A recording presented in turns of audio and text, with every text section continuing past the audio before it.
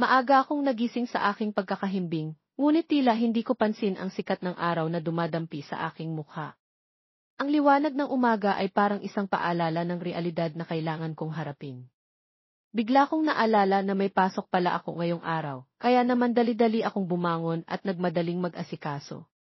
Kung hindi lang sana ako nakainom kagabi, malamang maaga akong nagising. Birthday kasi ng isa kong katrabaho sa kumpanya, kaya't nauwi kami sa masayang inuman. Hindi ko na nga mabilang kung ilang case ng Red Horse ang naubos namin noong gabing iyon. Habang nagmamadali, hindi ko maiwasang makaramdam ng halo-halong emosyon. Masaya ako dahil nakainuman ko ang crush kong si Lauren, ang babaeng matagal ko nang hinahangaan. Ngunit sa kabilang banda, may lungkot at kaba dahil wala akong pambayad sa inuupahan kong tindahan. Naubos kasi ang budget ko na sana'y pambayad ng bahay. Hay, malas talaga. Pagdating sa trabaho, alam kong malilate ako. Nakakahiya, pero wala akong magagawa. Habang nagbibihis, naisip ko ang sarili ko, ako si Daniel, isang simpleng lalaki na hindi katangkaran sa taas na 5'6". Hindi rin ako kapusyan dahil lumaki ako sa probinsya, sanay sa init ng araw sa bukid. Hindi rin ako gwapo at madalas akong sabihan ng mga kaibigan ko na torpe. Lalo na kapag si Lauren ang nasa paligid, nawawalan ako ng imik at parang hindi ko kayang magsalita. Para bang siya ang dahilan kung bakit ako masayang pumapasok sa trabaho araw-araw, kahit mahirap. Ngunit sa kabila ng paghanga ko kay Lauren, wala akong lakas ng loob na ipahayag ang nararamdaman ko. Malakas lang ang loob ko pagdating sa pangarap. High school graduate lang ako at ulila na sa magulang. Lumaki ako sa pangangalaga ng lola ko na siyang nagpaaral sa akin. Pero hindi rin nagtagal, pumanaw na rin siya. Nangyari iyon noong nasa kalagitnaan ako ng pag-aaral, kaya't napilitan akong huminto. Sa murang edad na 17, nagpunta ako sa Maynila para magtrabaho bilang kargador sa pier. Nang makaipon, naging pahinante ako ng truck. Sa edad na 18, nag-umpisa akong mangupahan ng maliit na bahay. Hindi ito maganda, pero sapat na para magkaroon ako ng sariling lugar. Ilaw lang at isang tablet ang gamit ko sa bahay, at may lumang cellphone na pindot lamang ang nagiging kasama ko tuwing gabi. Sa araw na iyon, pagdating ko sa trabaho, nakita ko si Lauren nakausap si Brandon, ang driver kong gwapo at palakaibigan. Hindi ko maiwasang magselos. Sa totoo lang, bagay sila, si Brandon na gwapo at si Lauren na maganda. Samantalang ako, isang simpleng pahinante lang. Napatingin ako sa kanila habang nag-uusap at sa loob-loob ko, parang sinasabi ng mundo na wala akong lugar sa pagitan nila. Hindi pa man ako nakakapagsimula ng maayos sa trabaho, napagalitan agad ako dahil sa pagkalate. Dahil doon, hindi na natuloy ang biyahe ng mga kargamento sa pier. Para akong sinakluban ng langit sa sama ng loob. Pagkatapos ng trabaho, lumabas ako ng gate na dala ang aking lumang bike. Habang naglalakad, nakita ko si Brandon na nakasakay sa motor niya.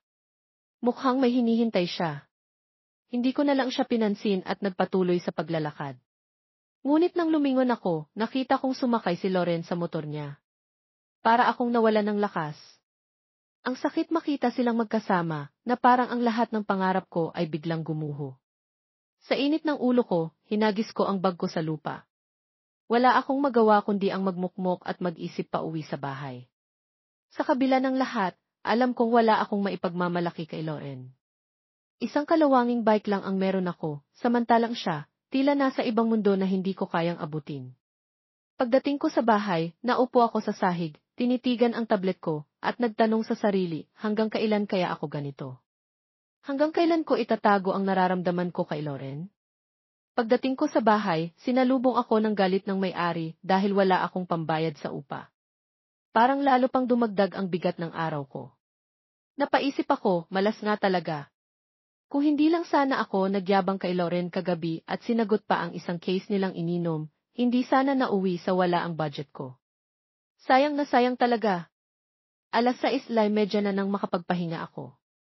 Habang nanonood ng video sa tablet kong basag ang screen, may kumatok sa pintuan. Sino yan? Tanong ko. Sumagot ang isang malumanay na tinig, Kuya, gising ka pa ba? Agad kong nakilala ang boses ni Emily, ang kapitbahay naming bata. May ipapagawa ka ba? Tanong ko ulit. Sagot niya, Kuya, lapis lang po ito. Ito na lang kasi yung pangkulay ko. Nang makita ko ang dala niyang gamit, naawa ako. Napakanipis ng kanyang mga kulay at ang lapis ay halos paubos na. Bigla kong naalala ang sarili ko noon, walang-wala pero puno ng pangarap. Si Emily, ang masayahing batang kapitbahay namin, ay parang tagahanga ko. Namamangha siya sa mga guhit ko at tuwing nagdodrawing ako, palaging may ngiti siyang nakatitig. Naalala ko pa noong bata pa siya, iyakin siya noon. Tumahan lang siya nang bigyan ko ng simpleng drawing. Ngayon, malaki na siya, pero kita pa rin sa kanya ang hirap ng buhay. Ang nanay niyang si Aling Rosa ay labandera, at ang tatay niyang si Mang Nicolas ay maisakit at nakaratay. Dalawa pa ang mas bata niyang kapatid, kaya bilang panganay, si Emily ang tumutulong sa pamilya nila. Habang nagdodrawing ako ng project niya, napansin kong nakangiti lang siya, nakapangalumbaba habang nakatitig sa ginagawa ko. Noon, binabaliwala ko ang mga ngiti niya, pero ngayon, parang may kung anong init sa puso ko tuwing ngingiti siya. Kaya minadali ko ang project niya para matapos agad at hindi na mag-isip ng kung ano-ano. Pagkatapos, binigay ko sa kanya ang oil pastel ko at ang lapis ko. Kuya, ang ganda po. Sigurado, mataas na naman ang grades ko nito. Salamat, kuya. Masaya niyang sabi habang niyayakap ako ng mahigpit. Binigyan pa niya ako ng halik sa pisngi bilang pasasalamat. O, sa'yo na yan ha? Para may magamit ka sa school mo. Pagbutihin mo ang pag-aaral mo, sabi ko habang hinawi ang buhok niya. Yumakap ulit siya sa akin, at kita ko sa kanyang mga mata ang inosenteng kasiyahan, habang pinagmamasdan ang drawing ko. Ah kuya, hatid mo ako bukas ha? Gusto ko nandun ka kapag nag-present ako, sabi niya habang nakangiti. Hindi ko alam kung makakasama ako bukas. May gagawin kasi ako, palusot ko, pero alam kong ayaw ko lang mag-commit. Kuya Donnie, please. Wala kasing manonood sa presentation ko.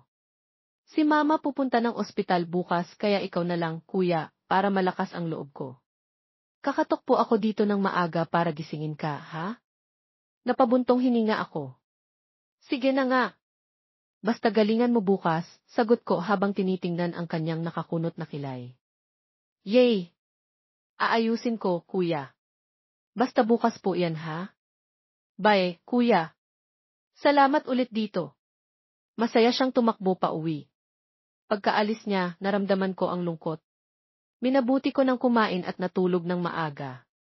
Ngunit sa kabila ng lahat, hindi mawala sa isip ko si Loren, ang babaeng pantasya ko. Sa pagtulog ko, kahit malamok ang katre, napasarap pa rin ang tulog ko.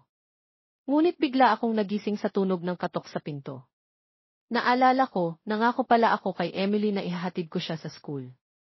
Kaya't dali-dali akong bumangon. Nandyan na. Saglit lang. Pagbukas ko ng pinto, bumungad sa akin si Emily na nakangiti, suot ang kanyang malinis na uniforme pang eskwela. Kuya, ang aga mo namang gumising, biro niya, sabay tingin sa relo sa dingding. Kuya, late na yang orasan mo. 6:30 amna. Agad kong kinuha ang cellphone ko at napakunot ang noo. Ay, nga pala, mali ang alarm clock ko. Napakamot ako sa ulo habang nagmamadaling magpaalam. Saglit lang ha, mag-aasikaso lang ako. Mabilis akong kumilos, naligo, nagbihis, at inihanda ang sarili para sa araw na iyon. Habang nagbibihis, naririnig ko pa ang boses ni Emmeline mula sa labas. Kuya, matagal ka pa ba dyan? Tanong niya, maihalong inip. Tapos na ako. Tara, alis na tayo, sagot ko, habang bitbit ang aking bag isinakay ko siya sa bike ko, at sa unahan siya nakaupo.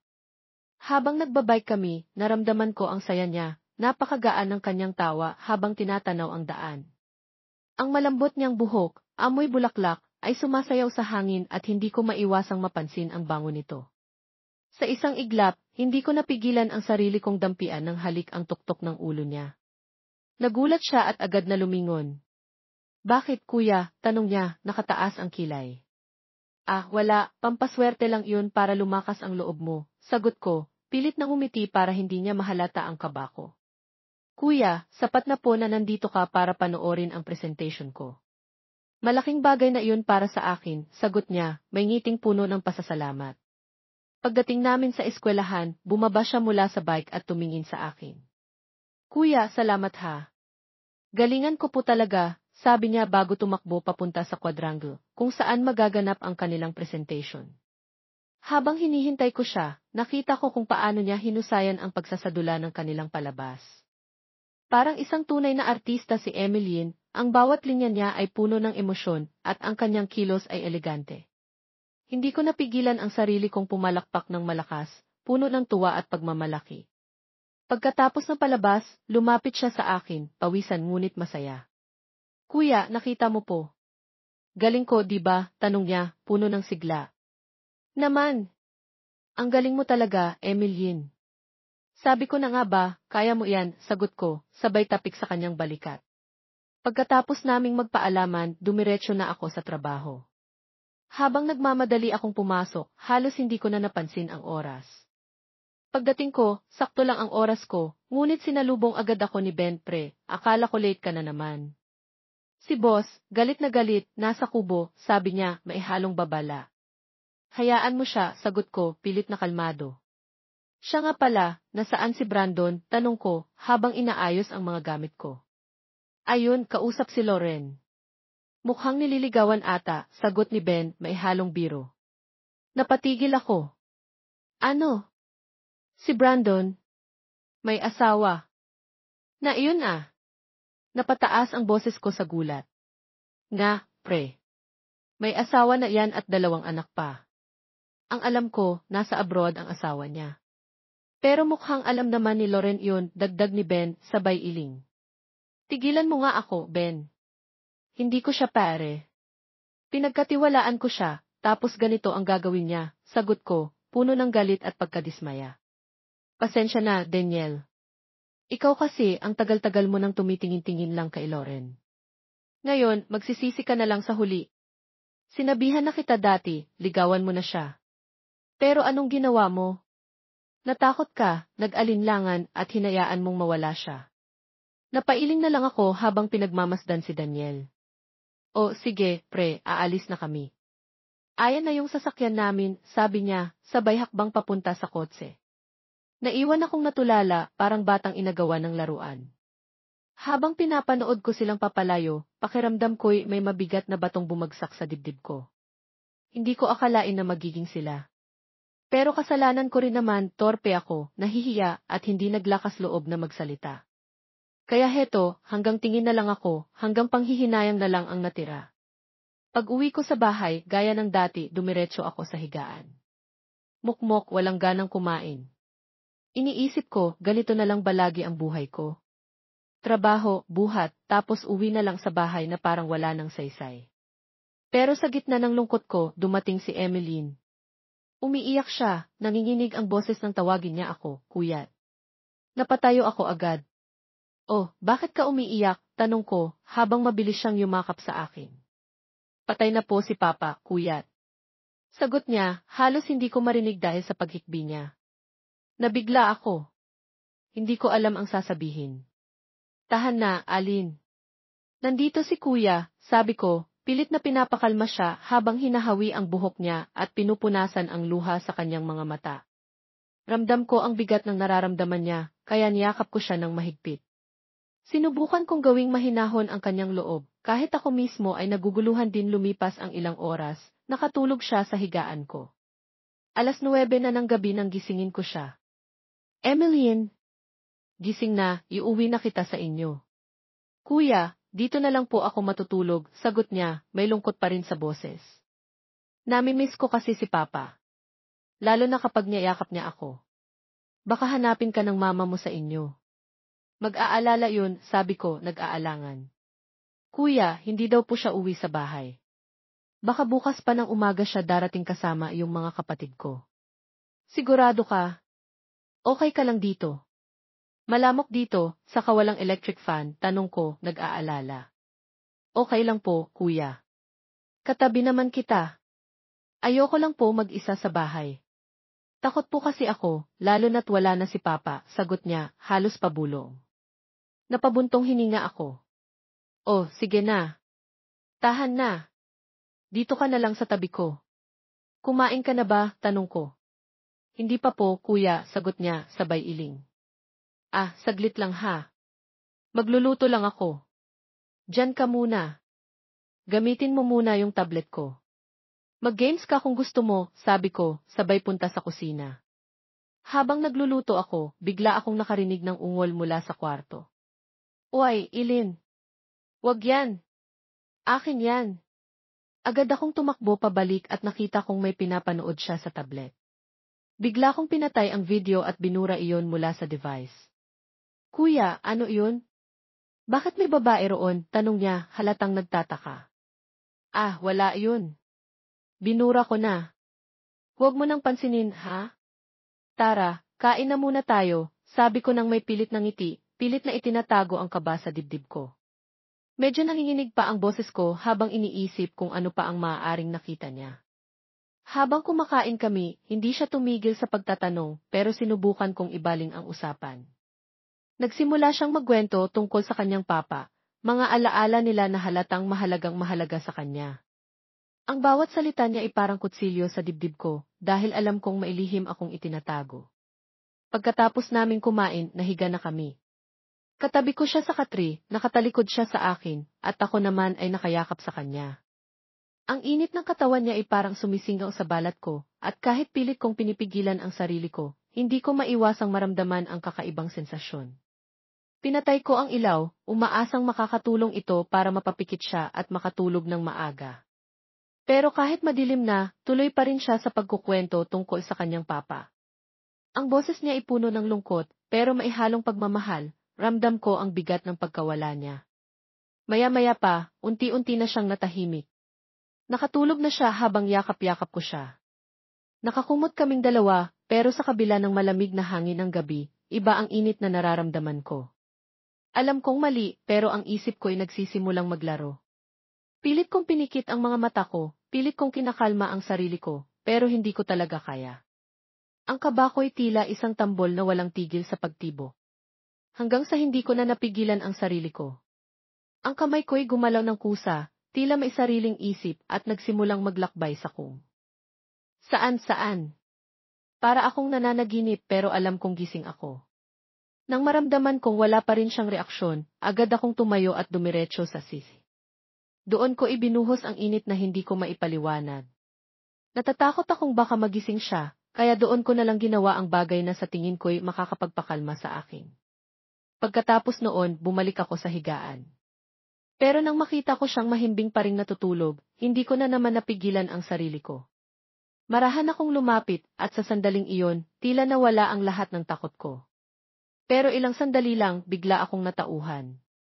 Tumigil ako at pilit na pinakalma ang sarili ko. 2 oras na ng madaling araw nang tuluyan akong makatulog. Bago ako pumikit, muli ko siyang niyakap ng mahigpit at dumampi ang labi ko sa kanyang ulo. Good night, Emmeline, bulong ko. Ang sarap ng tulog ko noong gabing iyon, pero alam kong may bahid ng pagkakasala. Kinabukasan, nagising ako sa pakiramdam ng may nakayakap sa akin. Pagdilat ko, nakita ko ang maamo at inosenteng mukha ni Emmeline. Nakapikit pa rin siya, pero mahigpit ang yakap niya sa akin. Bahagyang dumampi ang labi ko sa labi niya, pero agad ko siyang ginising. Emily, gising na. May pasok ka pa ata, sabi ko, pilit na iniiwasan ang anumang maaaring mangyari. Kuya, dito muna ako. Dito muna ako matutulog, sagot niya, halatang antok na antok pa. Emily, baka malat ka niyan, sagot ko, kunwari nag-aalala. Kuya naman eh. Wala akong pasok, alam na ni teacher yun. Hindi mo ba alam, ibuburol na si Papa mamaya? Bigla akong natahimik. Ah, sorry, Emily. Sige na, mahiga ka na muna dyan at pagsasaing lang ako, sagot ko, pilit na binabawi ang kaba sa boses ko. Sige, kuya. Ang antok ko, sagot niya bago muling pumikit. Habang nagluluto ako, iniisip ko pa rin ang nangyari kagabi. Alam kong mali ang ginawa ko, pero wala na akong magagawa kundi itago na lang ang lahat. Pagkatapos kong magluto, naligo na muna ako at nag-asikaso. Pagbalik ko, gising na siya at masiglang nagkukuyakoy sa gilid ng higaan. Good morning, kuya, bati niya, puno ng ngiti. Salamat nga pala, kuya, hindi ka umalis sa tabi ko kagabi. Ang sarap kaya ng tulog ko, sabi niya, walang kamalay-malay sa lahat ng nangyari. Ah, buti naman na maganda yung tulog mo, sagot ko, nanginginig ang boses. Kuya, huwag kang mabibigla sa sasabihin ko sa'yo, sabi niya, biglang naging seryoso. Ano yun, Emily, tanong ko, pilit na itinatago ang kaba. May nangyari ba sa'yo kagabi? Tanong niya, halatang nag-aalala. Bigla akong kinabahan. Opo. Nananaginip kasi ako na naihi daw po ako sa higaan mo, kuya. Pero wala naman. Akala ko umihi talaga ako kagabi, sabi niya, tila nagtataka. Ah, panaginip mo lang yun, Emily. Tara, almusal ka na. Baka gutom lang yan, sagot ko, pilit na binabaling ang usapan. Sa isip-isip ko, napabuntong hininga ako. Buti na lang talaga hindi siya gising kagabi. Kung nagkataon, yari talaga ako. Habang iniisip ito, sinimulan kong linisin ang bahay. Ang bawat galaw ko'y tila may bigat, hindi dahil sa pagod, kundi dahil sa alalahanin. Maaga kong hinatid si Emily sa bahay nila, siniguradong ligtas siyang makakauwi. Bago kami maghiwalay, binilin ko sa kanya, Emily, huwag mong sasabihin sa mama mo na dito ka natulog kagabi. Kapag nalaman niya, baka magkaiskandalo pa. Tumango siya, ngunit ramdam ko ang kaba sa kanyang mga mata. Pagbalik ko sa trabaho, nakita ko si Lauren. Tulad ng dati, magkasama sila ni Brandon. Hindi ko na sila pinansin. Sino ba ako para magselos? Pero sa totoo lang, may kurot sa dibdib ko. Sinubukan kong ibaling ang atensyon ko sa trabaho, kahit mabigat ang bawat hakbang. Ngunit kahit anong pilit kong magpakaabala, ang isip ko'y paulit-ulit na bumabalik kay Emily. Ang inosente niyang ngiti, ang malambot niyang boses. Gusto ko siya, pero alam kong malayo ang agwat namin. Isa lamang siyang pangarap na tila imposibleng maabot. Habang naghahakot ako, biglang sumiklab ang inis sa loob ko. Nakita ko si Lauren, yakap-yakap si Brandon sa loob ng truck. Pawis na pawis ako sa pagbubuhat ng mga bagahe, habang sila'y parang walang pakialam sa mundo. Si Brandon, nakatingin sa akin, tila nang iinggit. Napakagatlabi ako, ngunit wala akong magawa. Hoy, trabaho! Mabagal ka dyan, sigaw ng boss ko. Para akong alipin na binabayaran ng 350 piso kada araw, kulang na kulang para umahon sa buhay. Samantalang si Brandon, 700 ang sahod at may incentive pa. Napailing ako. Talagang ang buhay ay hindi patas. Pag-uwi ko, sinalubong ako ng malungkot na tanawin. Nakaburol na si Mang Nicolas sa gilid ng bahay. Naroon si Ate Kela at ang iba naming kamag-anak. Sa isang sulok, nakita ko si Emily, nakaupo sa tabi ng kanyang mama. Nang mapansin niya ako, saglit siyang lumingon, ngunit agad ring ibinalik ang tingin sa harap. Ipinasok ko ang bike at naupo upang magkape. Habang nagmumuni-muni, napaisip ako. Darating din ang araw na makakaraos ako. Ihigitan ko si Brandon. Tutupad ko ang mga pangarap ko. Sa isip ko, tila may apoy na muling sumiklab. Ilang sandali pa, sinimulan ko ng mag-asikaso ng hapunan. Habang nanonood sa tablet, biglang may kumatok. Kuya, pasok po ako, tanong ni Emily mula sa labas. Agad akong tumayo at binuksan ang pinto. Pagpasok niya, yumakap siya sa akin ng mahigpit. Ramdam ko ang panginginig ng kanyang katawan. Kuya, umiiyak niyang sabi. Bakit, Emily? Anong problema? Tanong ko, puno ng pag-aalala. Kasi, kuya, wala na si Papa.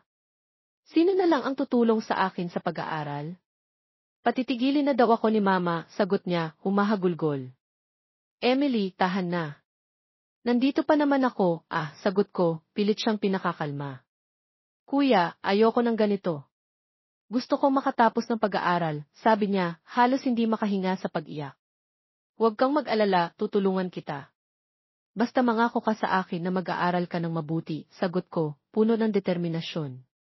Talaga po, kuya, tanong niya, tila hindi makapaniwala. Yumakap siya sa akin ng mas mahigpit. Naman, Emily. Kaya tumahan ka na. Gusto mo bang manood muna bago ka umuwi, alok ko? Sige po, kuya. Salamat po ha. Ang laking tulong niyo po sa akin. Sana katulad niyo po yung mapapangasawa ko, sabi niya, bahagyang ngumiti. Kuya, dagdag niya, ngunit agad ko siyang pinutol. Hep! Yan ang huwag mo nang gagawin. Mag-aral ka muna at saka di. Tumigil ako, ngunit sa loob-loob ko, alam kong tama ang sinabi ko. Mabuti na iyon. Hintayin mo ako. Saka ano po, kuya? Saka tumulong ka muna sa magulang mo. Ha? Opo kuya, gagawin ko po yung sinabi niyo.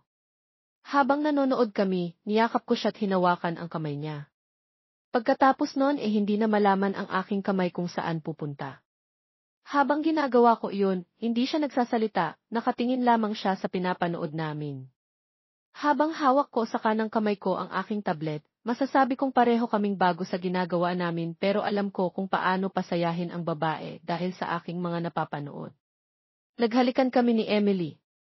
Halatang hindi siya marunong kaya naman ako na ang nagturo sa kanya. At habang ginagawa namin yon, may biglang tumawag sa pangalan ni Emily. Agad akong kinabahan sa pagkakatayo ko. At alam kong boses yun ni ate na narinig namin ni Emily. Kuya, si mama yung tumatawag sa akin Anong gagawin natin? Agad at gulat nitong saad sa akin. Nataranta ako't dali-dali ko siyang pinag-ayos sa banyo. Hindi ko alam ang sasabihin ko at kung papaano ko ito ipapaliwanag. Palapit ng palapit ang boses sa pintuan. Nang matapos mag-ayos si Emily sa banyo, lumabas ito at nagtungo sa pintuan. Umiti muna ito sa akin at patakbo ng lumabas samantalang ako nakaupo at tinuloy ang panonood ko sa tablet pero ramdam ko ang kaba ko sa aking dibdib. Maya-maya pa ay nagbunga nga na ang nanay ni Emily sa mailabas at naririnig ko iyon sa loob. Saan ka ba galing, bata ka ha?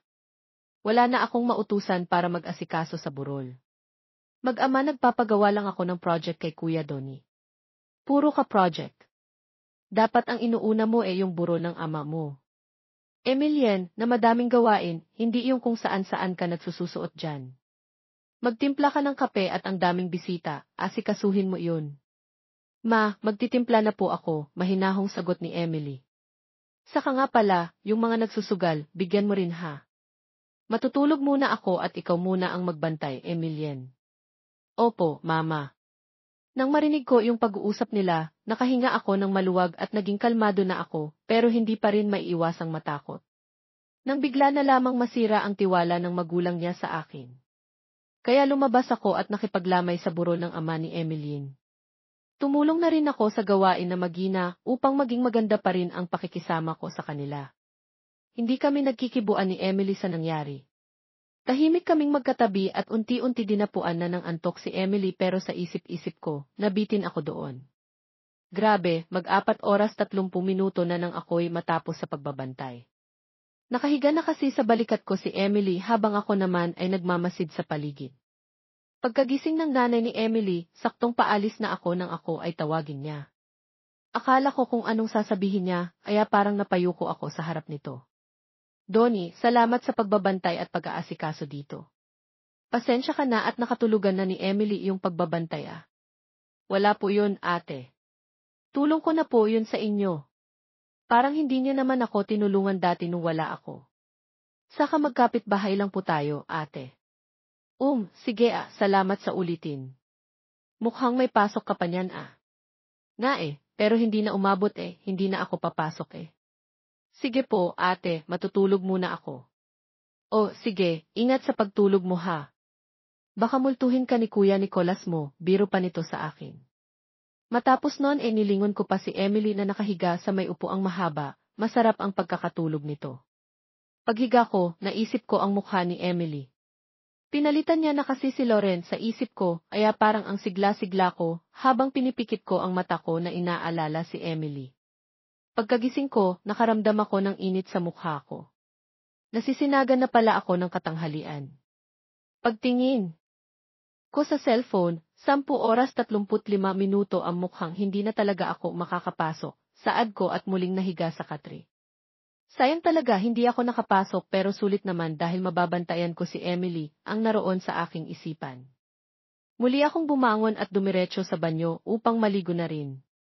Habang nagsasalo ako ng tubig sa drum at nagsisipilyo, may narinig akong kumakanta sa kabilang kif. Narinig ko ang boses ni Emily at ang pagtilapo ng tubig. Naisip kong baka naliligo ito. Nilabas ko ang pinto para tignan kung nasa labas ang nanay ni Emily at di nga ako nagkamali. Kasama nito ang bunsong anak at ito ay kalong-kalong habang nagbabantay kaya muli akong bumalik sa loob para alamin kung nandoon pa ba sa kabilang kif or si Emily.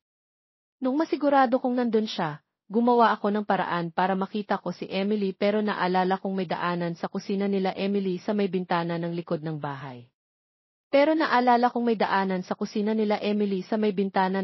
bahay. Kaya dali-dali akong sumuot daon sa likuran. Hirap lang ang pumasok kasi napakaliit ng daanan na sakto lamang sa aking katawan. Nang makalampas ako sa eskinitang yon ay daglian akong pumasok sa bintana at hinanap ko ang piis kung saan naliligo si Emily. Nang marinig ko ang boses ni Emily at ang pagtapo ng tubig, pinihit ko yung pintuan pero nakalok yun. Sandali pa ay bumulong ako sa pintuan. Emily, si Donito, papasukin mo ako. Bilis, kabado ko sa mga oras na yon. Hindi ko alam kung mabibisto ako ng mama ni Emily. Ilang saglit pa ay bumukas ang pintuan. Nagulat ito nang makita ko na nasa harapan niya. Nagtakip pa ito ng kamay at muntik nang mapalakas ang boses. Sa pagmamadali, isinara ko ang pintuan at namangha ako sa kanya. Donnie. Bakit? Kuya, nandito ka. Baka makita ka ni mama. Tinakpan ko ang labi niya para hindi na magtanong pa. Leze, huwag ka lang sisigaw, saad ko na may pagkautal na kinakabahan. Pero natatakot ako, baka naman mahuli tayo dito, bulong nito sa akin. Huwag kang mag-alala, mabilis lang to, sabay na tayo. Sabi mo yan ha? Akong bahala sa'yo. Pagkatapos naming mag-usap ay dali-dali na nga akong nagbuhos ng tubig mula ulo hanggang paa. Magkayakap kaming naliligo. Sa wakas, wala nang sagabal sa mga balak ko kaya magagawa ko na lahat ng aking gusto. Sa isip-isip ko habang nakangiti at niyayakap si Emily, maya-maya lang, agad kong hinalikan ang labi ni Emilyn. Tumugo naman ito sa akin. Hindi na ako nagpatumpik-tumpik pa. Pumwesto na ako upang gawin ang bagay na aming kailangan. Kitang-kita ko ang ekspresyon ng mukha ni Emilyn na talaga namang hindi alam ang gagawin dahil na rin siguro sa tinatamasa ng mga oras na iyon. Tagumpay kong nagawa ang aking nais at ilang sandali lamang may pumipihit ng pintuan. Emilyn, matatapos ka na bang maligo dyan? Ah, opo, mama, sigaw nito sa labas. Ba't parang ang tagal mo ata dyan? Kanina ka pa dyan. Ah, may nililinis lang po ako, mama. Patapos na rin po ako dito, mama, ang utal nitong sagot. Ganun ba? Bilisan mo at mautos ako sa'yo sa palengke. Emilian, lumabas ka kaagad dyan ha? Opo, mama. Sige at asikasuhin ko muna yung bisita dito sa labas. Bilisan mo dyan. Grabe ang kaba ko ng mga oras na yon. Pagkatapos ng aming ginawa, ako naman ay nagpasalamat kay Emily bago ako lumabas ng banyo. Lumingalinga ako, napasilip sa pintuan pero buti na lang at wala ang mama nito sa kusina. At muli, isang siil na halik ang binaon ko kay Emily at mahigpit na pagkakayakap. Emily, salamat at hindi ka nagsumbong. Paano, alis na ako ah. Kita na lang tayo sa bahay ko. Ah, sige, ingat ka ha. At sa wakas, nakatakas din ako at naisakatuparan ang plano ko kay Emilyn. Mabilis akong lumusot sa eskinita at nakarating sa bahay nang walang nakakaalam. Sa wakas, napasa akin din si Emily. Sa isip-isip ko habang dinarama ang katahimikan ng katanghalian. Sa mga oras na iyon parang nagising ang diwa ko nang makarinig ng ingay sa kabilang kwarto, kaya't lumapit ako roon. Narinig ko ang boses ni Ate Cynthia na may kausap sa telepono. Baka sa Friday ilibing na si Nicolas at makakauwi na kami dyan sa Mindoro sa Lunes. Balak ko ngang ibenta na lang tong bahay para may panghanap buhay kami dyan Paano yung anak mong panganay dyan? Ihihinto ko muna sa pag-aaral. Si Emilyn inay patutulugin ko na lang siya sa tindahan na itatayo ko dyan. Nay, ganun ba anak kung yan ang pasya mo, umuwi na kayo dito. Salamat po, nay Sige po, tawag ako mamaya. Nang marinig ko yon parang nalungkot ako dahil iiwanan na ako ni Emilyn. Sa isip-isip ko parang hindi ko kayang malayo siya sa akin, kaya gumawa ako ng paraan kung papaano mapipigilan ang pag-alis ng mahal ko. Kaya kinanaumagahan, maaga akong nagising at pumasok sa trabaho. Hindi ako mapakali dahil Huwebes na at ililibing na si Mang Nicolas sa Biyernes at sa Lunes ang alis nilang mag-anak. Dadagdagan pa ng problema sa trabaho ko. Tare, problemado kayata dyan, saad ni Ben nga, pare. Hulaan ko, si Loren na naman yan no. Hindi tungkol to sa pera't saka wala na sa akin yang si Loren. Cavite pala yan ah. Yan ang wala ko, pare. Akala ko si Loren. Nabalitaan mo bang magsyota na yung dalawa, pare? Sos, hindi pa ba obvious, per? Yung nakikita ng mata mo di. Ikaw talaga, Ben, no gets ka din eh. Wala na akong pakialam sa kanila. Basta kailangan ko ng pera eh. May i-offer ako sa'yo, pare kung kailangan mo talaga ano naman yun, pre. Baka naman bawal na gamot yan eh. Wag na lang pare maganda may iloloon sana kami ng misis ko kaso ang laki pero mababa lang ang interest kaya kung papayag ka hati tayo sa loan magkano ba yung nilon? 50,000 per. Payag ka ba tuwing Sabado naman ang hulog Mang malaki ata, pare pero sige payag na ako basta walang sabit yan. Matapos ang pag-uusap namin ay agad akong sumama sa kanya para kunin yung pera at kinagabihan pag-uwi, nakasalubong ko si Ate Cynthia. May alam ka bang gustong bumili ng bahay? Nang marinig ko yun parang natuwa ako. Magkano nyo ba ibebenta ang bahay nyo, ate? Medyo may kalumaan naman na yung bahay Saka sakto lang pang pamilya. Baka mga 50,000 lang Aalis na kami sa Lunes. Nang marinig ko yung presyo nangalahati lamang ako Ay ate, may pera ako dito pero 20,000 lang Kung gusto nyo po, ako na lamang ang bumili. Huhulugan ko na lamang po sa inyo, yung kulang para nang sa ganoon po hindi na ako mangupahan. Sige, payag ako sa alok mo. Tutal, matagal ka naman na naming kakilala. Heto po yung paunang bayad ko, ate. Siya nga po pala, sabi sa akin ni Emily ihihinto niyo daw po siya sa pag-aaral. Kung maaari po sana dito na lang siya. Ako na lang po ang magpapaaral. Naawa po kasi ako sa kanya Gusto ko pong makatapos si Emeline. Alam mo Daniel, gusto ko sana makatapos siya ng pag-aaral, pero alam mong mahirap suportahan ang pag-aaral niya ganun po ba, pero kaya ko naman mataas naman na yung sahod ko ngayon pero Daniel. Magsasalita pa lamang si Ate Cynthia nang biglang sumabat si Emeline sa usapan. Ma, gusto ko pong mag-aral. Pumayag na po kayong maiwan ako dito kay Kuya Donnie. Yun po yung pangarap niyo ni Papa sa akin, di ba? Please, Mama. Pumayag na po kayo aayusin ko po yung pag-aaral ko. Tutulong ako sa inyo. Dahil sa pagmamakaawa ni Emeline, naiyak ang nanay nito at tuluyang pumayag sa gusto ng anak na maiwan sa akin.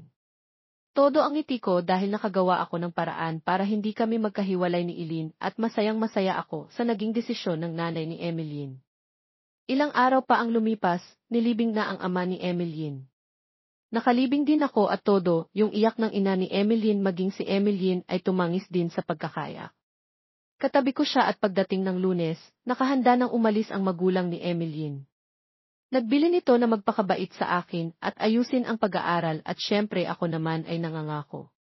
Aalagaan ko silan sa aking poder. Nangako din akong pag-aaralin si Emily kaya sumumpa ako sa kanila na magiging maayos ang kalagayan niya sa akin.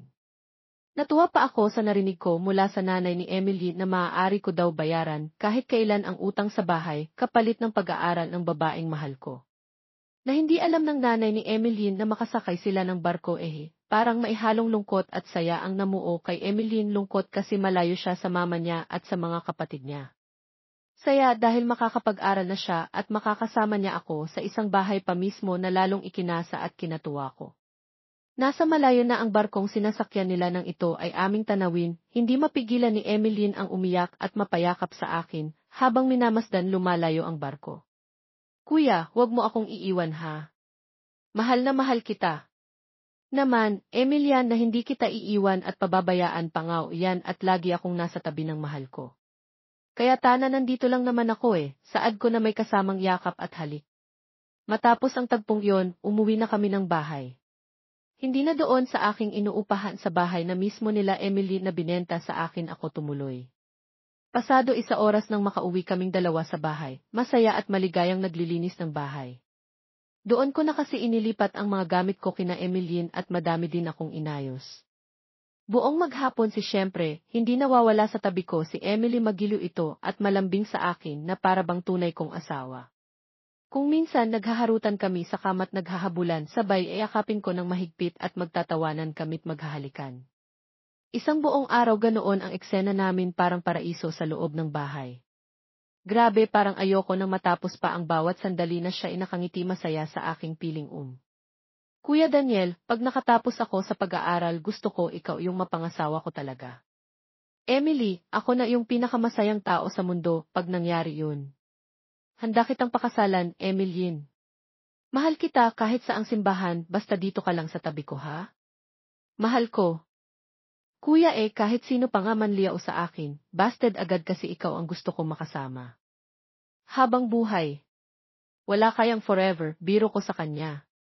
Kuya naman. Bag trip ka dyan. Ka na nga, matutulog na ako. Et naman, tampo agad. Halika nga dito, baby ko't payakap nga ako sa babaeng mapapangasawa ko. Sabay halik sa pisngi nito habang kalong-kalong ko at nilalambing. Ikaw kasi pangasar ka masyado. Bakit naman? Totoo naman, walang forever. Kasi ikaw ang lifetime na mamahalin ko habang nabubuhay ako. Grabe ka naman, ganun pala yun. Pakis nga po ako saad nito na kinikilig sa akin habang iapos ko ng mahigpit ang buo niyang katawan sabay halik sa noon.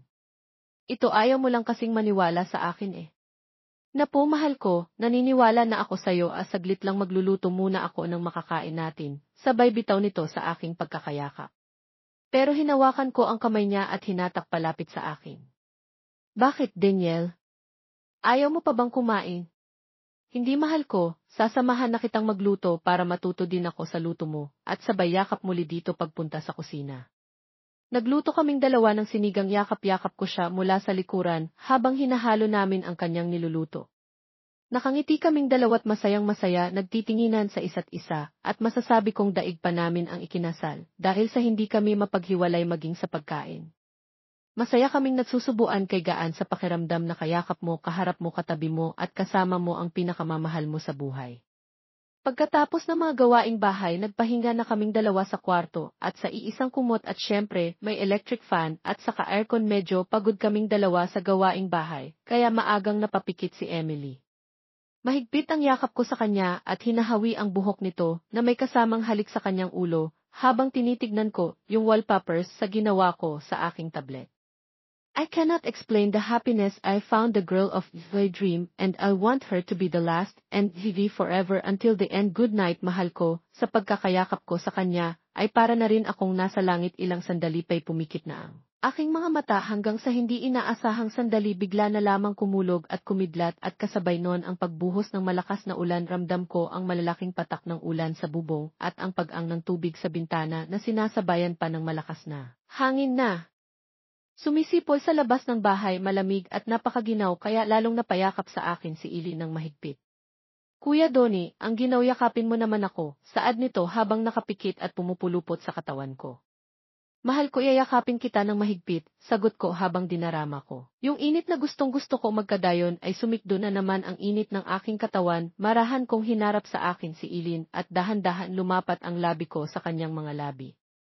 Matagal ang naganap sa aming halikan at ilang sandali pa. Agad na nga akong pumwesto kasabay ng ulan ay ginagawa namin ang bagay na iyon. Talaga namang masayang-masaya ako. Dahil nasosolo ko sa Ilin ngayon, wala na yata akong mahihiling pa dahil kasama ko na yung babaeng mahal ko. Bigay todo kami sa ginagawa namin at ilang sandali pa nang hina kamit parehas na pawisan. Parehas kaming nakarating sa dulo. Nakangiti ang bawat isa sa amin sa gitna ng pagbuhos ng malakas na ulan ay ang pagmamahalan naming dalawa ang nagpainit ng lamig ng gabi. Masarap ang tulog naming dalawa ng mga oras na iyon at kagaan ng pakiramdam. Malaya kaming nakakagawa ng gusto namin habang magkayakap pa rin kaming dalawa sa kama at dinara ang kasiyahan. Nakangiti kaming naghalikan sa ilalim ng kumot at inaantay ang pagsikat ng umaga. Pagkagising naming dalawa, sabay kaming naligo. Ang sarap sa pakiramdam na nagagawa namin ang mga bagay na ito. Lumipas ang sandali at kami kumain na ng umagahan. Naisip ko na sana kami na lamang ang itinadhana na sa isa't isa, pero pag naiisip ko iyon, parang ang hirap umasa na lang. Bakit parang natutulala ka dyan?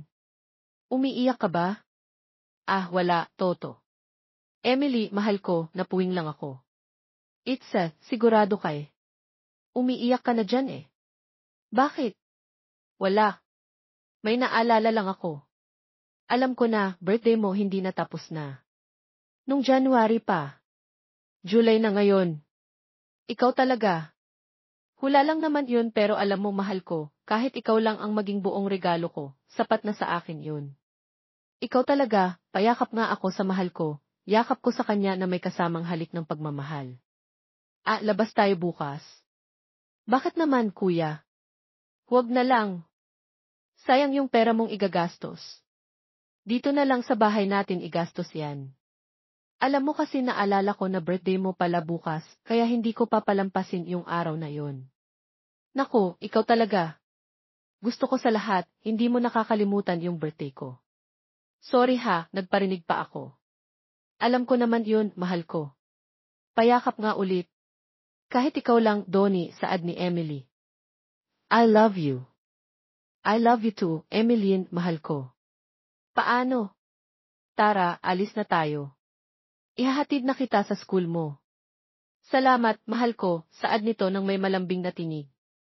Sa araw na dumarating sa buhay namin ni Emilyn ay lagi kaming magkaagapay sa lungkot man o kasiyahan, sa hirap man o ginahawa ng buhay. Ilang oras at araw ang dumaan sa buhay namin na ngayon ay nagpatibay sa amin. 3 taon din ang lumipas nang magsama kami ni Emilyn. Nakatapos siya ng high school at dahil sa tulong naming dalawa, nakapundar kami ng gamit at tindahan na rin. Nung una ay mahirap pero dahil sa minana ni Emily ang tiyaga at sipaggaling sa pagtitinda ng ina, lumago ito. Bago siya pumasok ay nagtitinda muna siya at sa gabi naman, tiyagaan siyang nagbubukas. Masaya ako sa kanya. Samantalang ako naman, umalis na sa aking trabaho matapos kong matutong makapagmaneho ng sasakyan at makakuha ng lisensya. Sabay kami ni Ben umalis at nag-apply sa kumpanyang hapon bilang driver. Nakabayad na rin ako sa mga utang ko at kulang ko. Dahil dyan, masayang-masaya ako dahil nahigitan ko pa si Brandon dahil naging magulo kasi ang buhay ng dalawa matapos ipakulong si Brandon ng asawa nito sa abroad na ito ay nangangaliwa.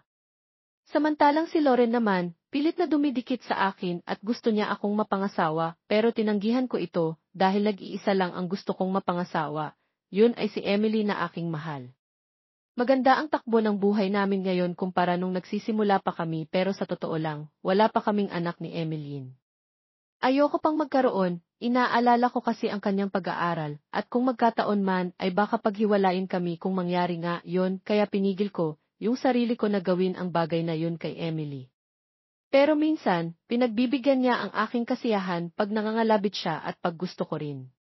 Siyempre, pero ang gusto niya kasi magka-baby na kami at nasabi ko rin ang plano ko sa kanya at sinabi ko na lamang sa kanya na, Emily, sana maintindihan mong mahal kita pero hindi pa tayo handa eh. Sana maintindihan mo yung kalagayan natin, mahal ko. Ayokong mabaliwala ang pag-aaral mo dahil sa akin. Sana payagan mo akong gawin ang lahat para sa'yo, pero mahal ko paano mo nasasabi yan ngayon pang alam ko na ang plano mo. Hindi mo kailangang umalis. Kung gusto mo, hihinto na ako sa pagkakolehiyo ko, dumito ka na lang sa tabi ko. Donnie, mahal kita at alam mo yan. Hindi ko kayang mawala ka sa tabi ko, yakap nito sa akin habang lumuluha. Pero Emilyain, napag-usapan na natin to, totoo ba kailangan ko umalis para sa'yo, para masuportahan ang pag-aaral mo, para sa kinabukasan natin, saad ko na may pangunawa sa kanya.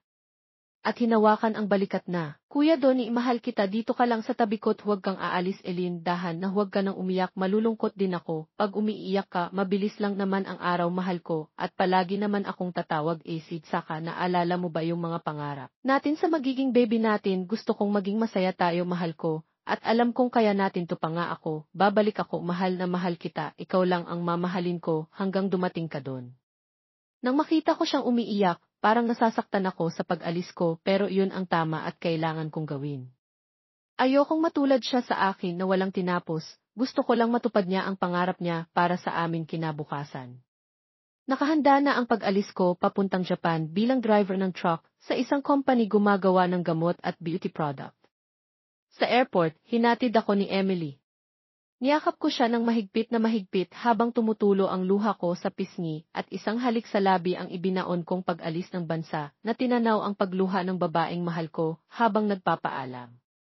Habang tinatanaw ko ang himpapawid sakay ng eroplano papunta sa ibang bansa ay lubos ang pangulila ko sa babaeng mahal ko habang patuloy sa pagpatak ang luha sa mata ko naisip kong bumalik ngunit huli na ang lahat dahil alam kong ito ang makakabuti. Sa amin ni Eileen ang paglayuin kami ng oras at lugar ay hindi sapat upang magtiwala kami sa isa't isa. Isang larawan ni Eileen ang nagpapaalala sa akin ng pag-asa at muli kaming magsasama. Halos araw-araw kong naaalala si Emeline. Lagi akong tumatawag at nagpapadala ng sulat sa kanya na ayos lang ako. Kamusta ka na pag-aaral mo at mahal kita Eileen, mga salitang paulit-ulit kong ipinaparamdam sa kanya. Hindi rin nawawala yung sustento ko sa kanyang pag-aaral, lahat ng sahod ko yung pinapadala ko buwan-buwan sa bank account naming dalawa at minsan nga. Kinsenas kung magpadala ako sa kanya, hindi naman ako natatakot sa kalagayan niya doon na baka mag-isa lamang siya. Sa katunayan, ipinasundo ko na yung mama niya at mga kapatid niya para doon na lamang tumira sa bahay, kaya laking pasasalamat ko rin na sila ay nandoon. Ngunit isang masamang balita ang nagpabago sa akin nung mga sandaling yon at halos ikadurog na ng puso ko ang sinabi ng mumi ni Eileen sa akin, layuan ko na daw yung anak niya dahil kakasal na daw ito sa bago nitong nobyo matapos. Nung pag-uusap namin ng nanay ni Emily, nawalan na ako ng kontak sa mahal ko, para akong pinagsakluban ng langit at lupa, at nung araw dining yon na aksidente ako sa minamanehong truck dahil ito sa pagkasira ng ulo ko. Sa aking nalaman gusto ko kamustahin tignan kung totoo ba, pero wala akong magagawa. Nakaratay ako sa ospital at nag-aagaw buhay sa nangyari. Tanging pangalan ni Eileen ang binabanggit ko sa mga oras na iyon, pero walang Eileen na dumating sa hospital. Pare, kamusta ka na? Si Ben Tua. Pare, ilang araw na akong nandito. Isang buwan na pare, buti na lamang at bali lang ang tinamo mo. Pasalamat ka't buhay ka pa nga pala. Nahuli na yung nakabangga sa'yo. At huwag kang mag-alala, sagot ng kumpanya ang lahat ng gastos sa ospital. Wala kang babayaran pare, tungkol naman sa sasahurin mo. Ganun din habang nagpapagaling ka ay binabayaran ka ng company pare. Pasensya, wala akong nakuhang impormasyon kung nasaan na yung mag-ina na pinapahanap mo sa akin. Okay lang, Ben, salamat din at dinalaw mo ako dito. Sus!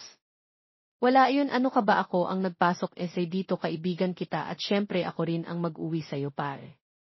Salamat Ben, alam mo wala di natira sa akin, hindi ko alam kung sino pa yung nasa tabi ko o kasama ko ngayon, wala na pare. Saad ko na may kasamang pag-iyak pare, nandito kaming mga kaibigan mo kaya huwag ka nang umiyak, parang hindi ka lalaki niyan Sagot nito na may halong awa sa akin.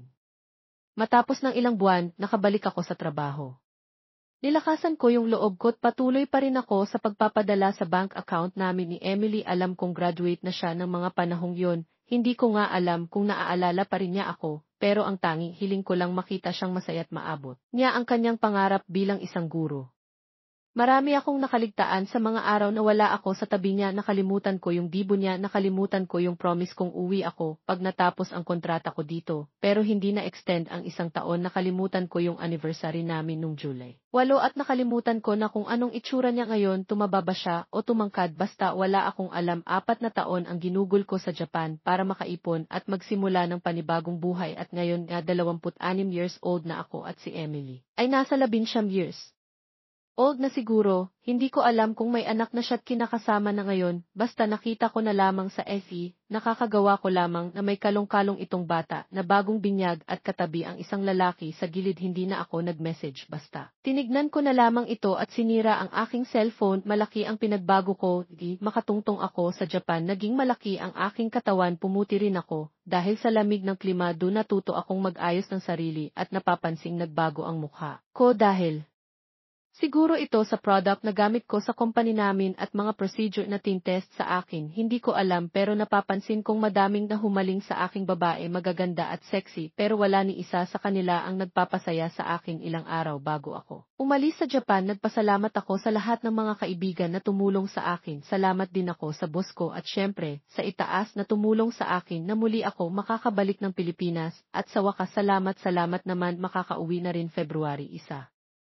Kasalukuyang taon ang makabalik ako sa Pilipinas, nakangiti at may agam-agam na baka nga may asawa na si Emily, na baka nga wala na akong pag-asa na magiging kami pa. Ang hirap magbaka sakali, pero tinuloy ko ang plano naming dalawa na ang pangarap na binuo namin nung magkasama ka pa kami sa kasiyahan. Pagdating ko sa Manila, dumiretso na ako sa dating bahay namin ni Inin. Ngunit iba ang aking nadatnan, naging isa na palang establishment ang kinatitirikan ng mga bahay sa amin. Nalaman kong 2 taon na palang ipinagiba ang mga bahay sa amin para tayuan ang mga butik at iba pang tindahan. Palibhasay malapit kami sa kalsada, ay isang magandang pwesto yon para pagtayuan ng mga tindahan na pag-alamanan ko ring 3 taon nang wala sina Elinsa. Dati naming bahay ko rin alam kung nasaan sila pero ang pagkakatanda ko sa probinsya ng Mindoro sila lumipat kaya nung mga oras na yon parang nawala na sa akin ang lahat minabuti ko munang manuluyan sa matalik na kaibigan at pinsan kong si Ben. Upang makapagpahinga sakay ng bagong bili kong sasakyan tinungo ko ang kanilang bahay. Pagkarating ko napansin kong ang ganda ng pamumuhay nila Ben, may magandang bahay at kumpleto sa gamit bigla ako nalungkot dahil isa rin yun sa pangarap namin ni Emily ang isang bahay na kaming mag-asawa lamang ang titira na isip ko, nasaan na kaya si Emily ng mahal ko. Habang ako nasa loob ng bahay nila Ben at nakikisalo sa hapunan nilang mag-anak, ay siya naman ang naiisip ko rito. Pare, sasama ka ba sa amin sa probinsya? Pinasusuka kasi ni Tio Ramon. Para saan daw yan, tanong ko kay Boboy. Sabi kasi ni Tio Ramon sa akin tutal ikaw na lang ang natirang apo ni Chama babahaginan ka daw niya ng lupa, sagot ni Ben sa akin. Pero pare, baka hindi pa ako ngayon makapunta sa probinsya. Alam mo namang may problema pa ako. Ah, ganun ba? Sasabihin ko kay Taya mo na akin na lang ang mamanahin mong lupa. Hoy, Ben! Huwag mo namang gagawin yan. Kahit na magpinsan tayo ayariin kita. Alam mo namang yun na lang ang alaala ko kay Lola simula nang maghiwalay sila ni Lolo. Biro lang naman yun, pare. Ikaw talaga, seryoso ka lagi. Oh, ito, good news. Basahin mo. Ano ba to, pare? Tanong ko kay Boboy. Natural pa yan, tinyaga akong isulat para di insan. Alam ko kasing mahihirapan kang pumunta ng Mindoro para galugarin yung syota mo doon, na pagtanungan ng kaibigan kong si Lorna na pinsan niyang si Emeline, kaya't ayon bingo pinasulat ko sa kanya yung address. Uy, talaga. Salamat, Ben, payakap nga ako ng isa dyan. Naku naman, Donnie. Bitawan mo nga ako. Kundi babawiin ko yung address na yan. Bumitaw ka na, kung ilang talaga kita, pinsan hindi ako magpapakahirap ipagtanong-tanong yan. Bumitaw ka na oy ka na masyado, saad nito na parang nainis sa akin. Insan, salamat dito. Kailangan ko nang umalis, pupuntahan ko lang si Emily, ang masayang ngiti ko kay Ben, pare. Dito ka na magpalipas ng gabi, biglaan naman iyang alis mo. Hay, dapat hindi ko muna pinakita sa'yo yan Napakamot sa ulo si Boboy nang makita niyang bigla akong napatayo sa kinaupuan ko at lumabas sa pintuan at muling sumilip. Pare, aalis na ako Kailangan ko makaabot sa barko. Pakisabi kay Mario salamat sa handa ha. Sige, Boboy, paalam sa'yo, salamat ha. The best ka talagang pinsan. Sigurado ka na ba dyan sa pupuntahan mo, Daniel? Baka masayang lang at umasa ka sa wala pag nakita mo na siya. Pare, ayos lang sa akin basta makita ko lang siya at makapagpaalam na rin ang personal.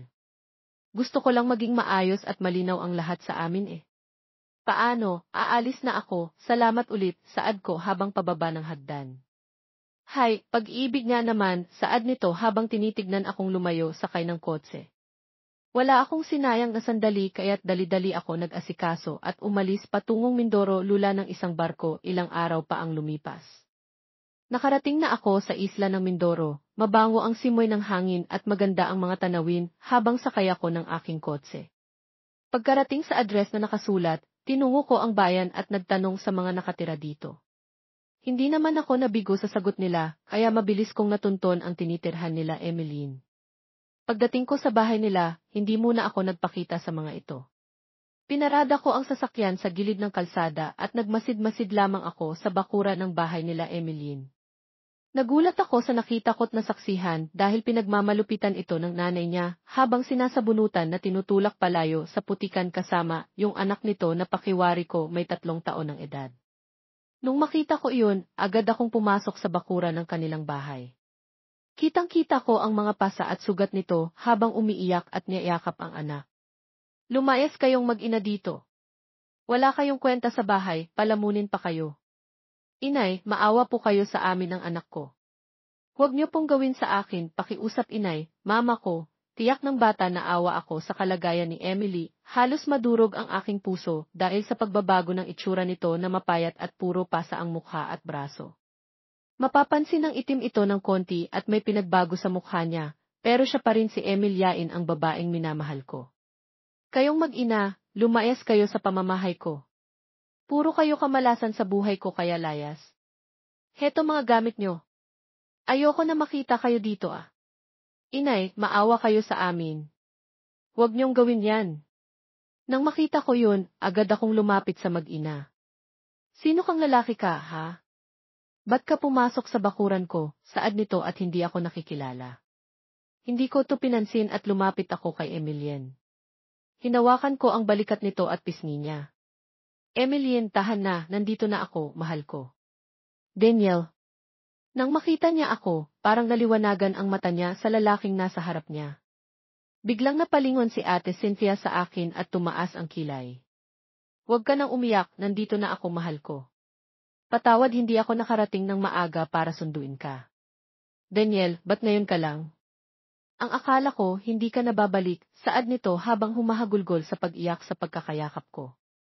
Tahan na mahal ko, mula ngayon hindi na kita iiwan at sasama ka na sa akin. Kasama iyong anak mo, Inin, sagot ko sa kanya at pilit tinatayo sa pagkakabagsak sa putikan. Daniel, mahal ko, gusto kong malaman mahal kita at ikaw lang ang minahal ko sa buong buhay ko. Sigurado ka ba dyan Inin pero may anak ka na? Gulat kong sabi ng marinig ko, yung mga katagang iyon at napatingin ako sa bata. Daniel, anak natin. Nang marinig ko iyon ay halos akong nagulat at napayakap kay Emilien. Nang akala ko'y nagtaksil siya sa akin pero dahil ako lang ang lalaking minahal niya nang lubusan masayang masaya ako sa aking nalaman. May halong luha ng kasiyahan at kagalakan ang aking narinig at hindi ko maipaliwanag ang tuwa ko sa sarili. Baby, anak, lapit ka kay Papa, saad nilan sa anak namin na umiiyak at lumuluha. Papa ko po siya. Nakak. Yakapin mo si Papa, sagot ng anak ko habang nagtatago sa likod ng palda ng mama niya. Halika anak, nandito na si Papa halikat. Yayakapin ka ni Papa, saad ko habang naluluha at hindi makapaniwala sa nakikitang malaki na ang bunso kong anak at nakakapagsalita na. Papa ko, yakap nitong patakbo sa akin habang lumuluha. At doon ko naramdaman ang init at saya ng pagkakayakap nito sa akin. Naging masaya kami sa tagpong iyon at lumuluha sa kagalakan na binigay ng langit. Hindi na tayo magkakahiwalay pa, mahal ko, saad ko na maihalong ngiti at saya. Lumayas na kayo at huwag na kayong babalik dito. Siya nga pala, yung perang ginastos ko sa pagpapakain sa mga iyan akin na. Inay, wala kayong yung ginastos sa amin at lahat ng pinapadala ni Daniel, pinangsusugal nyo lang kaya wala kayong dapat nakunin pa sa asawa ko, dahil hindi nyo naman ako tinuring na anak. Inalilan nyo ako't pinagtatrabaho para sa mga walang kwentang bisyo nyo at hininto nyo ang aking pag-aaral, kaya huwag na huwag kayong magkakamaling lumapit sa amin ng asawa ko dahil hindi ko po kayo mapapatawad. Tama na Emily, alis na tayo dito, bubuin mo uli natin ang pangarap nating pamilya mahal ko. Natigilan at nahinto sa pagsasalita si Ate Cynthia nang marinig ang mga sinabi ni Emilien at parang natauhan habang si Emilien at anak ko sinakay ko na sa aking kotse. Nakatingin lang sa amin ang nanay nito at nang matapos ang eksenang iyon, umalis na kaming tinatanaw ang bangungot na tirahan nila Emilien. Luha ng kasiyahan ang nararamdaman ko habang nakayakap sa akin si Emilien. Naipaliwanag niya sa akin ang nangyari habang nasa sasakyan kami laman kung kapatid niya pala ang lalaking nasa gilid ng binyag na noy nakatira sa lolo nito na sabi niya rin sa akin na bago ako umalis nung 16 na years old siya. Buntis na siya sa akin dahilan para magsinungaling ang nanay nito at sabihing mobo na siya kaya nahinto ang pag-aaral niya at doon ibinenta ng mama niya ang bahay namin. Pinaliwanag ko rin ang nangyari sa akin sa Japan kung bakit hindi ako nakauwi kaagad. Kung bakit ngayon lamang ako nagpakita sa kanya. Mahaba ang kwentuhan naming dalawa at naiiyak ako sa karanasan niya sa kanyang mga magulang na hindi daw siya pinapakain, kahit nagtatrabaho at maging iyong anak namin pero sa huli, lahat. Yun ay aking tinanggap dahil mahal ko si Emily at siya lang ang nagpapasaya sa akin syempre, hindi mawawala ang junior kong anak at nung oras dining iyon, habang nasa sasakyan, lalo siyang lumuha sa kasiyahan nang sabihin ko ang mga katagang. Emilien, will you be the wife forever until the end? Saad ko habang hawak-hawak ang isang diamond ring. Yes, Daniel, mahal ko. Handa akong magpakasal sa'yo at ikaw lang ang gusto-gusto ko makasama habang buhay. Isang mahigpit na yakap ang pinaramdam nito sa akin habang sinusuot ang singsing na binigay ko sa kanya. Lumuha ito sa pasasalamat na dumating ako sa kanyang buhay at muling mabubuo ang pangarap namin. Isang oras din ang binyahe namin mula Mindoro hanggang Maynila na sobrang kasiyahan at pagod ay nakatulog ang mag-ina ko sa kotse matapos na makapagpalit ng damit ang mga ito. Pinagmasdan ko ang himbing na tulog nilang dalawa habang nakadantay sa braso ko ang asawa kong si Emeline at kayakap ang aming anak at sila'y magkatabing natutulog. Napansin kong namana ng anak ko ang pisngi ng mama niya at ang labi sa akin naman niya namana ang matangos na ilong at ang labi maging ang singkit na mga mata nito may kawid din sa akin. Sayang nga lang at hindi ko namasdan ang paglaki nito medyo naiyak pa rin ako kasi natawag niya pa rin akong papa kahit ngayon niya na lamang ako nakita siguro dati lagi siyang nagtatanong sa mama niya kung nasan ako siguro ay lagi niya akong tinatawag at hinahanap siguro dapat nandoon ako ng mga panahong iyon para ipagtanggol ko silang mag-ina naisip kong mas malaki ang naging sakripisyo ni Emeline para sa akin at para arugain ang anak namin humahanga ako sa mahal kong asawa sa pagiging mapagmahal nito sa akin at pagiging tapat na asawa dahil ako lang ang nag-iisang mahal niya at hindi nawala ng pag-asa't naghintay na baka sakaling dumating ako mangyak-ngiyak ako ko ng isipin ng mga sandaling. Yon habang hinahaplos ang buhok ng anak ko at ng pinakamamahal kong si Emeline pero handa akong bumawi para sa aking mga pagkukulang pupunan ko lahat para sa pangarap namin ni Emeline at maging sa anak namin madaling araw na nang makarating kami sa kondominium na pinahiram ng boss ko sa akin upang pansamantalang manuluyan inakay ko yung anak ko papasok sa kwarto kasama ang aking asawa, hinihiga ko muna sila sa kama at pinatulog upang mapawi ang pagod sa biyahe muli akong bumalik sa kotse upang kunin ang mga gamit namin at pagbalik ko. Nakita ko yung asawa ko nakangiti sa higaan at masayang iniaabot ang kamay sa akin na parang gusto niyang lumapit ako paglapit ko sa kanya inaya niya akong tabihan siyang matulog kaya pinaramdam ko sa kanya ang mahigpit na mga yakap at lambingin. Siya muli mga haplos na nagpapasabik sa init ng aming pagmamahalan, isang masayang larawan ng pamilya ang muling nabuo sa pagtitiwala namin ni Emeline ang saya ko parang. Ayoko nang matapos pa ang gabing kayakap ko ang aking asawa sa kumot na bumubuhay at nagpapalakas ng loob ko at nagpapasaya sa aking buhay kinaumagahan magkayakap pa rin kaming natutulog sa ilalim ng kumot ng higaan, patuloy ko pa rin pinaparamdam ang aking pagmamahal-mahal ko salamat at nandito ka sa tabi ko saad ko habang hinahaplos ang buhok niya at niyayakap habang ito'y natutulog sa aking mga bisig maya-maya pa'y bumangon na ako at nagluto ng makakain namin at inihanda na nga sa pagkainan. Nagpa-deliver din ako ng bulaklak sa kwarto namin upang lasapin ang umpisa ng masayang umaga hanggang sa maihanda ko na lahat ng sorpresa sa aking asawa ayoko pa sana silang gisingin dahil habang pinagmamasdan ko silang dalawa ay parang panatag na. Panatag ang loob nito sa pagkakahiga. Good morning mahal ko, hinalikan ko to sa noo habang siya'y masayang nakatingin sa akin at tinlahad ang kanyang kamay para ako ay yakapin. Good morning din mahal ko ang aga mo at ang nagising mahal ko ah. Mahal ko naghanda kasi ako ng sorpresa para Desi at kay Bunso. Sorpresa talaga mahal ko? Mahal para sa inyo ni Bunso yung hinanda ko tara't bumangon ka na dyan may lakad pa tayo mamaya may gusto akong ipakita sa'yo salamat mahal ko wala na akong mahihiling pa na ikaw ang naging asawa ko, saad nito habang nakayakap sa akin. Hala na mahal ko at nakahanda na ang pagkain natin sa mesa ako na ang kakarga kay Bunso tara na at baka lumamig pa yung niluto ko o ugaling naman ang asawa ko dati ako ang nagluluto para ngayon sinurpresa mo ako masarap yang niluto ko sige. Nga matikman niya kung masarap yan, ngiti nito habang palapit kami sa mesa. Wow ang dami mo namang niluto mahal ko sigurado kaluto mo lahat. Yung iba pinagkulang tulad nitong hawak ko ngayon na mangha siya sa pinakita kong bugkos ng puro pink na bulaklak mahal naman nagabala ka pa talaga para sorpresahin ako nito ang dami naman na to, saad nito habang nakakunot ang kilay. Ikaw talaga tara kain na tayo, saad ko habang hinihila ko yung upuan ni Inin upang makaupo ito at sabay ipinako na ang bunso namin habang kumakain kami panay ang harutan naming mag-asawa nandyan yung magsusubuan kami. Matapos ang masayang umagahan, nagtungo kami ng asawa ko sa mall sakto, pagbaba ko ng kotse siya namang pagbaba ni Brandon sa karag-karag na truck na sinasakyan ko dati. Natulala ito sa akin at binati ko habang nakahawak sa braso ko ang maganda kong asawa. Para itong binuhusan ng malamig na tubig ng aking batiin at hindi makapagsalita sa kinatatayuan at habang napapalunok sa lalamunan na alala ko dati yung hirap na dinanas ko sa kanya noon pero pasalamat ako kung hindi dahil sa pagtatyaga ko at sipagsa. Buhay wala ako rito ngayon matapos ang eksenang iyon dumiretso na kami sa loob at matapos mag-mall masaya kaming mag-asawang nagtungo sa restaurant upang mananghalian ng mga oras ding iyon. Matapos kumain dumiretso rin kami sa park isang araw na. Walang kapagurang saya ang ginawa namin nung hapong ding iyon. Umuwi na kami sa kondo, maraming masasayang larawan ang pumapasok sa isip ko na kasama ang pinakamamahal kong asawa.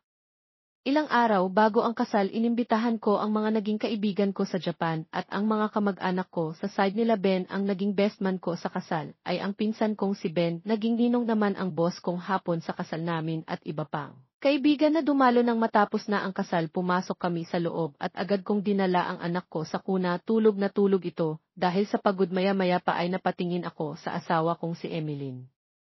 Sabik na sabik akong binuhat ito sa kwarto habang pinapapak ko ito ng halik sa labi. Pagdating namin sa kama, ay parang mga nakawalang leon kami na sabik sa isa't isa, nang gigigil sa isa't isa, at pawang baliw sa pagkauhaw ang aming mga labi ay talaga namang hindi mapigilan. Mahigpit na magkayapos sa mga katawan namin, habang ang aming kamay ay talaga namang kung saan-saan naroroon, at sa sobrang kasabikan agad na nga akong pumwesto. Kitang-kita ko ang ekspresyon ni Emily. Talaga namang sabik na sabik at uhaw na uhaw ito sa akin. Hindi malaman ni Emeline kung saan ibabaling ang ulo ng mga oras na yon. Talaga namang parang baliw na hindi malaman ang gagawin. Nandong napapahawak sa aking braso, naroon naman na napapahawak sa unan. Mahigpit ang pagkakahawak nito, hanggang sa ilang sandali lang tagumpay naming narating ang dulo. Pawisan at lupaypay kaming pareho, sobra-sobra ang aming tinatamasa, at walang oras o araw na hindi namin ginagawa ang bagay na iyon. Biyaya ang pinagkaloob sa amin na magsama ng masaya at matiwasay sa isang bahay.